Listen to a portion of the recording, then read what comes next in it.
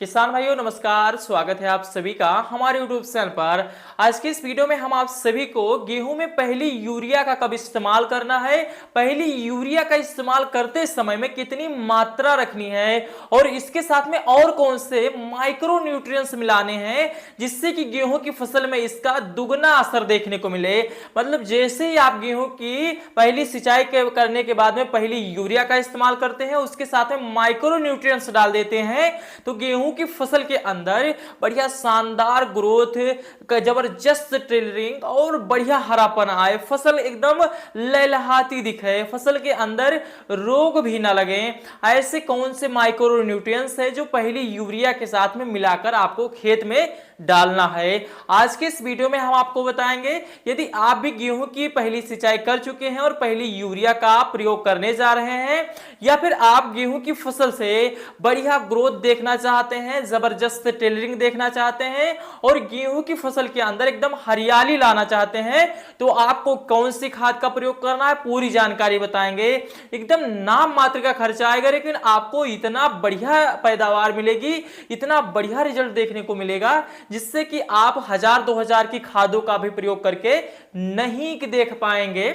आइए आपको बताते हैं। वीडियो पसंद आ जाए तो आप सभी से मेरा निवेदन है कि वीडियो को लाइक करिएगा, चैनल पर आप नए हैं तो सब्सक्राइब जरूर करिएगा। अब आइए हम आपको बताते हैं कि गेहूं की पहली सिंचाई कब करनी चाहिए, उसमें यूरिया की पहली मात्रा कितनी रखनी चाहिए, इसके साथ में गेहूं में अगर आपको बढ़िया ग्रोथ देखनी है और ज्यादा से ज्यादा कल्लों का फुटाव करना है तो इसका सब सही समय क्या होता है, पूरी जानकारी बताएंगे। क्योंकि जो आप पहली सिंचाई पर यूरिया डालोगे वो अलग असर करेगी, दूसरी सिंचाई पे जो यूरिया डालोगे वो अलग असर करेगी, तीसरी सिंचाई पे जो आप यूरिया डालोगे उसका अलग फायदा दिखेगा। तो अलग अलग स्टेज पर जो आप सिंचाई करते हैं उसके साथ में यूरिया डालते हैं तो अलग अलग चीजें देखने को मिलेंगी। तो कब कौन सी चीजें आपको बढ़िया देखने को मिलेंगी आइए बताते हैं। सबसे पहले आपको जो पहली सिंचाई करनी है किसान भाइयों, लगभग आपको गेहूं की बुआई के 21, 22, 23, 24, 25 दिन के आसपास में कर लेनी है। अब जैसे ही आप पहली सिंचाई करेंगे तो हमारी गेहूं की फसल के अंदर नाइट्रोजन की आवश्यकता पड़ती है। अब क्योंकि पौधे के जड़ों का विकास होना है, उसकी ग्रोथ बढ़नी है, उसमें कल्लों का फुटाव होना है और उसमें हरियाली आनी है, तो ये जो काम करता है आप यूरिया डाल सकते हैं। किसान भाइयों, आप यूरिया पहली सिंचाई पर लगभग 40 से लेकर 45 किलोग्राम ले लीजिएगा।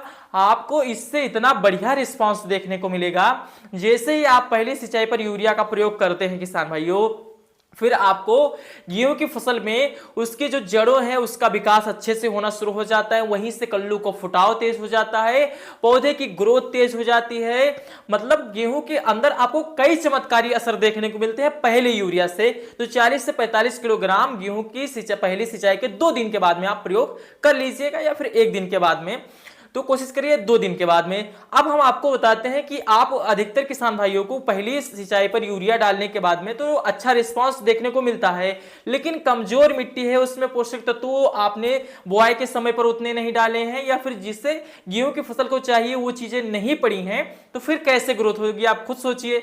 तो इसके लिए आप एक माइक्रो न्यूट्रिएंट्स डाल सकते हैं किसान भाइयों, बायोवीटा। ये बायोवीटा नाम सुनकर भी आपको ऐसा लगा होगा, मतलब ये कि ऑर्गेनिक खाद है। ऑर्गेनिक खादें जो होती है हमारी गेहूं की फसल या फिर कोई अन्य फसल हो, उसमें हमारी मिट्टी को कोई भी नुकसान नहीं पहुंचाती हैं, और वो भी जो हमारे मिट्टी के अंदर माइक्रो न्यूट्रिएंट्स जो पोषक तत्व पड़े हैं वो पौधे में एब्जॉर्ब यानी उसे ग्रहण करने में उसकी क्षमता को बढ़ाती हैं। वही पोषक तत्व हमारे पौधे में लगते हैं और उसकी ग्रोथ तेज होती है, कल्ले और भी जो फायदे देखने को मिलते हैं। तो अब बात करते हैं, जो आप बायोवीटा लेते हैं दानेदार को आप लीजिएगा, तो ये एक ऑर्गेनिक खाद है, समुद्री शैवालों से निर्मित है, बहुत ही बढ़िया जैविक खाद है। इससे जब आप गेहूं की फसल में प्रयोग करते हैं, आप यूरिया के साथ में ही प्रयोग करिएगा। पहली सिंचाई के बाद 4 से लेकर 5 किलोग्राम आपको लेना है प्रति एकड़ की मैं मात्रा बता रहा हूं।